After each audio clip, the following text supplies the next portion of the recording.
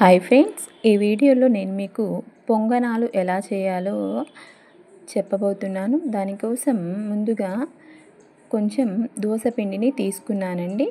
ఆ దోస పిండిలో సాల్టు, పసుపు, సన్నగా తరిగినటువంటి ఉల్లిపాయలు, కొంచెం కొత్తిమీర, మొత్తం నానబెట్టినటువంటి పచ్చెనగపప్పు అండి. లైట్గా అంటే మనం తినేటప్పుడు అక్కడక్కడ కొంచెం క్రిస్పీగా తగులుతుంది.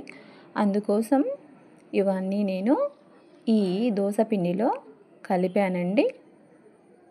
ఈ దోస పిండిలో కలిపిన తర్వాత ఈ పిండిని మనం ఇట్లాగా ఈ పొంగనాల ప్యాన్ ఉంటుంది కదండి, ఆ ప్యాన్లో మనం పొంగనాలు ప్రిపేర్ చేసుకోవాల్సి ఉంటుంది. దీని కొరకు నేను స్టవ్ మీద ముందు ప్యాన్ని ఉంచాను. ప్యాన్ కొంచెం హీట్ అయిన తర్వాత లైట్గా కొంచెం ఆయిల్ పోయాలండి. ఇట్లా ఆయిల్ పోసిన తర్వాత ఆ ఆయిల్ పోసినటువంటి వాటిల్లో మనం లైట్గా పిండిని వేసుకొని ఉడికించుకోవాల్సి ఉంటుందండి. చూడండి, ఇప్పుడు మనం వీటిల్లోకి పిండిని వేద్దాం. చూడండి, ప్రతి ఒక్క దానిలోకి మనం పిండిని లైట్గా వేసుకుందాం.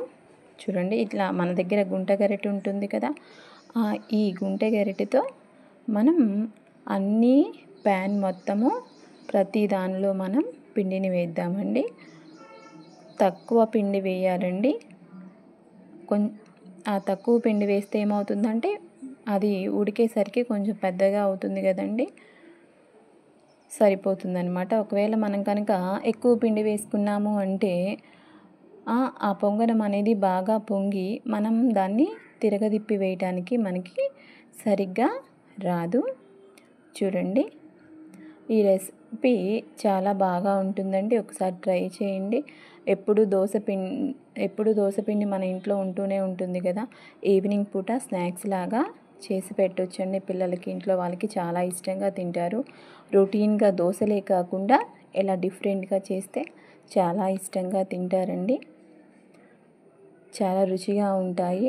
ఈ రెసిపీని మనం టమాటా చట్నీతో కానివ్వండి లేదా పల్లీ చట్నీతో కానివ్వండి మనం సర్వ్ చేసుకోవచ్చు. చూడండి, ఇక్కడ నేను ఒకసారి తీయబోతే అది రాలేదనమాట. అంటే కొంచెం ఉడకాలి. ఉడికిన తర్వాత మాత్రమే మనం తీయాలండి, లేకపోతే ఆ పిండి అంతా ప్యాన్కి అవుతుంది. చూడండి, అలాగా ఉడికిన తర్వాత మనం నీట్గా ఇలా తీసుకోవాలి. మొత్తం ఇట్లా తీసుకున్న తర్వాత చూడండి, ప్రతి ఒక్క పొంగనాలని మనం తిరగదిప్పి వేసుకొని లైట్గా ఆయిల్ వేసుకోవాలి.